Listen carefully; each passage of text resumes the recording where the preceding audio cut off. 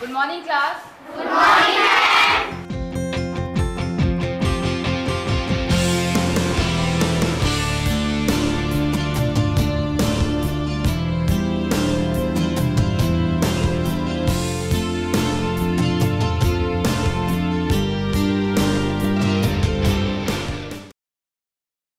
सबसे पहले आप अपने बारे में बताइए।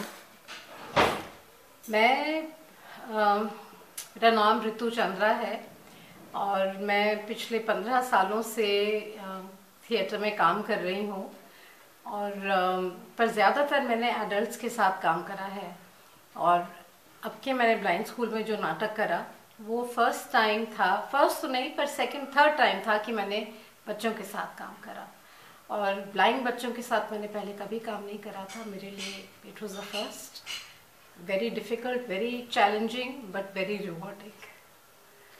ऋतु जी, आप ये बताएं, आपने थिएटर से जुड़ने का फैसला कब और क्यों लिया? मेरे बच्चे बहुत छोटे थे, वो जो स्कूल में पढ़ते थे मेरे ख्याल से 6-7 साल के होंगे, तो उनकी टीचर ने कहा ऐसे ही मुझे कि आप एक नाटक करिए। तो मुझे बहुत घबराहट हुई क्योंकि मैं तो नाटक करती नहीं थी, फिर भी मैंने कहा चलो करती हूँ। फिर एक हमने करा कौवा और लोमड़ी, करा डिटेल से एक हमने स्टोरी उठाई और वो हमने थोड़ा सा चेंज करके गाना वाना डाल के मैंने 3-4 मदर्स को और इन्वॉल्व करा। तो वो करा तो वो बहुत ही ज़्यादा पसंद आया। फिर उन्होंने बोला और करो और करो और करो, करते करते करते बस इतने साल निकल गए और अब हम बड़ी शोज़ करने लगे हैं और पब्लिक शोज़ भी होने लगी हैं। ऋतु जी, आप 15 सालों से भी आपने ज़्यादा वक्त थिएटर से मतलब जुड़े रहे हैं, उनके साथ काम किया है। तो अपने अनुभव के आधार पर बताइए कि करियर के लिहाज से ये कितना बड़ा क्षेत्र है और यहाँ किस किस तरह के करियर के ऑप्शन हो सकते हैं? करियर के हिसाब से तो बहुत बड़ा क्षेत्र है। सारी जो प्रोडक्शन की डिटेल्स हैं, मतलब कि lighting, audio visual, logistics, planning, इतने इसमें होता है, entertainment, tax and all the government things, some legal aspects of a play. तो बहुत ज़्यादा इसमें है, things that people can be busy with, costume design, और बहुत बहुत स्कोप है इसका। जो स्टूडेंट्स बड़े होकर थिएटर आर्टिस्ट या हीरो हीरोइन या डायरेक्टर बनने का सपना देखते हैं, उन्हें अपने सपने को हकीकत में बदलने के लिए क्या करना चाहिए? कड़ा परिश्रम, और कोई बात नहीं है।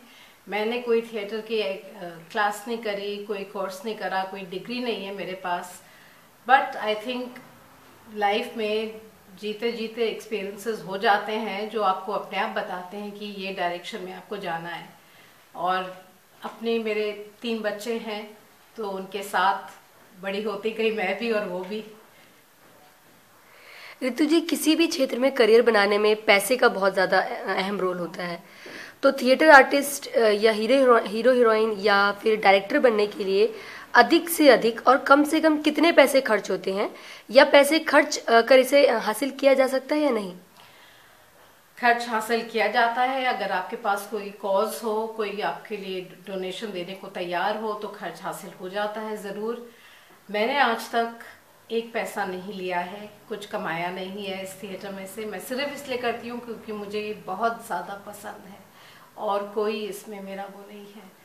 तो मेरे ख्याल से आजकल के ज़माने में तो सब थिएटर जाते हैं, देखते हैं, कोर्सेज होते हैं, बहुत अपॉर्चुनिटीज़ हैं।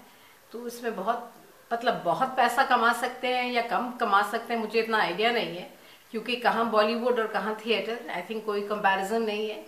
थिएटर में कम ही पैसा मिलता है, पर मेरे ख्याल से ज़्यादातर लोग जो थिएटर करते हैं वो इसलिए करते हैं क्योंकि उनको वो बहुत अच्छा लगता है।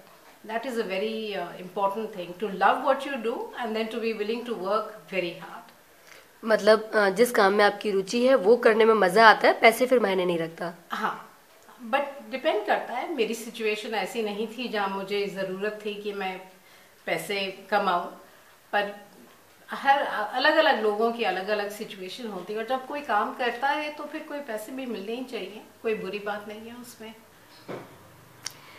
ऋतु जी, उन स्टूडेंट्स का मार्गदर्शन करिए जो साधारण बैकग्राउंड से हैं, मतलब जिनका फाइनेंशियली स्टेटस बहुत ज़्यादा अच्छा नहीं है, लेकिन थिएटर आर्टिस्ट, हीरो हीरोइन या फिर डायरेक्टर बनना चाहते हैं, वे कैसे अपने सपने को पंख लगा सकते हैं? देखिए, हम यही कोशिश कर रहे हैं ब्लाइंड स्कूल में। ज़्यादातर बच्चे इकोनॉमिकली बैकवर्ड सोसाइटी से हैं, तो हम चाह रहे हैं कि हम उनका प्रदर्शन करें, लोग उसको देखें और फिर समझें कि विजुअली इम्पेयर्ड बच्चे भी ये सब कर सकते हैं।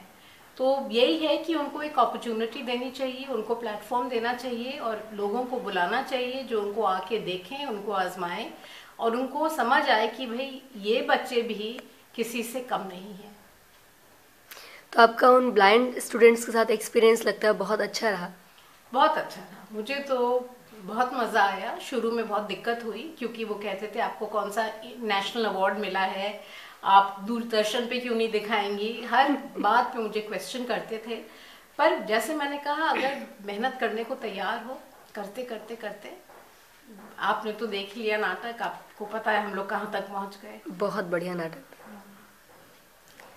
रितु जी, एक hero heroine, theatre artist, director को करियर बनाने की प्रक्रिया में या फिर करियर के दौरान किन किन तरह की चुनौतियों का सामना करना पड़ता है? जैसे भी कोई भी आप प्रोफेशन करें, हर प्रोफेशन में चुनौतियां आती हैं, हमारे को भी हर स्टेप पे कोई ना कोई प्रॉब्लम आती है। पर फिर एक इंटेलिजेंट दिमाग होता है, वो it works around the problems and you find solutions to your problems. तो यहाँ मेरे ख्याल से biggest problem would be finance. फिर प्लेटफॉर्म, कहाँ पे ये बच्चे जाके दिखाएं या कोई भी और जाके दिखाए, कौन इनके कैपेबिलिटी में विश्वास रखेगा कि इनको कुछ आता है, ये कुछ कर सकते हैं। तो वो बहुत ज़रूरी है टू ब्रेक द बैरियर। एक दफ़े वो हो जाए, then slowly but steadily, but I would not say it's an easy task, it's a very difficult task, but like I said, if you love what you do, then you reach your goal. ऐसी क्या चीज़ है जो hero heroine, theatre artist या direction के क्षेत्र में career बनाने की चाहत रखने वाले स्टूडेंट्स के पास होनी चाहिए या होनी ही चाहिए, इसके बिना वह कामयाब नहीं हो सकता? मैं बिलीव करती हूँ कि एक बेसिक एजुकेशन बहुत नेसेसरी है। वो बेसिक एजुकेशन के बाद वो अपना जिस भी फील्ड में जाना चाहते हैं, एक्टिंग में, डायरेक्शन में, फिल्म मेकिंग में, जो भी कुछ है उसमें फिर वो स्पेशलाइज कोर्स करें। क्योंकि आज के ज़माने में सब लोग प्रोफेशनल हैं, सब लोगों को के पास बहुत एजुकेशन है, तो ये बहुत ज़रूरी है। और अगर वो किसी फिल्म स्कूल में जाते हैं या नेशनल स्कूल ऑफ ड्रामा जाते हैं या डायरेक्शन के लिए जाते हैं, वहाँ पे उनको जो नॉलेज मिलेगी, that will really help them. So बिना उसके मेरे ख्याल से किसी को ऐसे नहीं आगे बढ़ना चाहिए। मेरा ज़माना फ़र्क था, हम लोग का एकदम हंसते खेलते शुरू हो गया, पर करते करते करते बहुत सीरियस भी हो गया। पर इतने एक्सपीरियंस के बाद फिर इतना मायने नहीं रखता कि आपने थिएटर में कुछ करा है, कोर्स करा है, डिग्री है कि नहीं, क्योंकि एक्सपीरियंस ही आपको सब कुछ सिखा देती है। पर आज की डेट में अगर आप शुरू करें तो बिना किसी फर्म एजुकेशन के, उसके बिना शुरू नहीं करना चाहिए। रितु जी, एक थिएटर आर्टिस्ट और डायरेक्टर के तौर पर आप अपने अब तक के सफ़र को किस रूप में देखती हैं और क्या आपने अपने करियर से अभी संतुष्ट हैं आप? मैं बहुत संतुष्ट हूँ और मैं देखिए अब 15-16 सालों में हर नाटक जो करा, पिछले नाटक से कोई सीख मिली, उसको उसमें इनकॉर्पोरेट करा, चेंज करा। So we grew, like I said, my children grew up and I also grew up. So it's you learn with experience, which is my situation today, and I'm very content. And I mean, I don't feel I've learned everything I need to learn. I still feel that the next time, I always desire to do something better each time. So I feel that next time also when I do something, it will be even better. So that's how I would describe myself. जो students पढ़ाई कर रहे हैं और फिल्मी दुनिया से जुड़ने की ख्वाहिश रखते हैं, उन्हें आप क्या संदेश देना चाहेंगी? मैं यही कहूँगी कि जो करिए, आपको जो फिल्मी दुनिया से जुड़ना है, पर एक एजुकेशन पूरी करिए, बहुत ज़्यादा ज़रूरी है। उसके बाद आप जाके अपने ड्रीम्स को फॉलो करिए। अब मुझे पता नहीं बॉम्बे में किस तरह होता है, क्योंकि अभी एक ये नया रणवीर सिंह है एक्टर, वो कहता है कि 5 साल उसके निकल गए, वो हर जगह अपने पिक्चर्स लेके खड़ा रहता था कि कोई देख ले, कोई उसको टाइम दे दे, कोई कुछ कर ले। फिर उसे एक ब्रेक मिल गया पता नहीं कौन सी फिल्म से, और आज वो एकदम ही इज राइडिंग है, उसको अभी नेशनल अवार्ड भी मिल गया है। सो आई वुड से कि अपना पहले एजुकेशन पूरा करके go along the proper channels and then explore what you can do. अगर कोई कांटेक्ट है, कोई आपको हेल्प कर सकता है, नथिंग लाइक इट। बट अगर कोई नहीं है कांटेक्ट, बहुत से होते हैं जिनके पास कुछ भी नहीं होता और वो हो अपनी सिर्फ एक पैशन, एक ड्रीम लेके आगे बढ़ते हैं, दे मस्ट फॉलो इट। पर मेहनत करने के लिए तैयार होना चाहिए। बहुत मुश्किलें आएंगी, पर अगर आपकी इतनी डिजायर है कुछ करने को तो फिर आप पहुंच जाओगे उस पर। आज नाटक की स्थिति बहुत अच्छी नहीं है, तो इस पर आप क्या कहना चाहेंगे? मेरे ख्याल से हमारे देश में अवेयरनेस बहुत कम है नाटक के बारे में, थिएटर के बारे में। और एक कुछ पुराने ज़माने से नोशन चला आ रहा है कि ये सिर्फ बेकार के लोग करते हैं, और इसमें मतलब कि जो अच्छे घर के लोग हैं वो इसमें नहीं पढ़ते हैं। ये सब मिसकंसेप्शन है।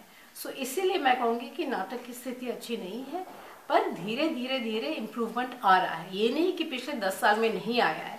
अब नेशनल स्कूल ऑफ ड्रामा जो नाटक करते हैं बहुत ज़्यादा पसंद आते हैं लोगों को, बहुत उनकी प्रशंसा होती है, पर धीरे धीरे हो रहा है। I think we need to create more awareness and have more people recognizing theatre and its talent.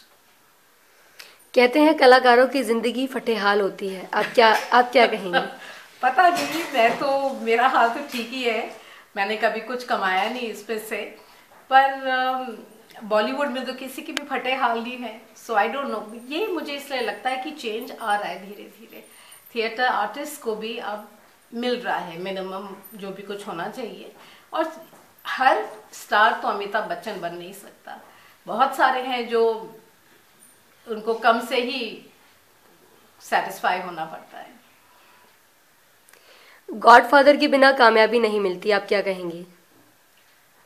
मुझे कोई आइडिया नहीं है, जरूर होगा। बॉलीवुड में तो यही कहते हैं गॉडफादर जरूर चाहिए, पर हाँ एक तो लोग ऐसे होते हैं जो आपको रिकग्नाइज करते हैं, आपको हेल्प करते हैं। मेरी लाइफ में भी ऐसे 1-2 लोग हैं। एक तो मैं वही टीचर को कहूँगी जिन्होंने मुझे रिकग्नाइज करा, उनको कुछ लगा मुझे देख के कि ये नाटक कर सकती हैं, फिर एक करा, फिर दूसरा करा, फिर तीसरा करा, और वही है जो 1-2 साल तक मुझे पुश करती रहे कि करो करो करो। तो इन आई गेस गॉडफादर आप उन्हीं को कह सकते हो मेरे लिए।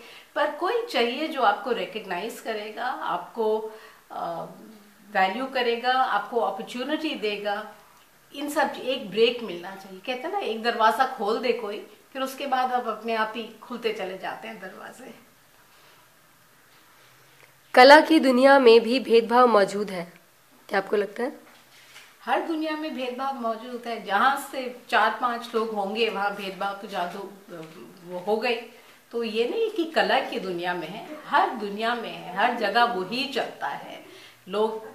लोगों का काम कॉपी करते हैं, वो मतलब यूजुअल जो होता है डिसीटफुलनेस एंड ऑल, वो हर लाइफ की उसमें चलता है, फैसेट्स में। ये नहीं कि सिर्फ कला की दुनिया में चलता है।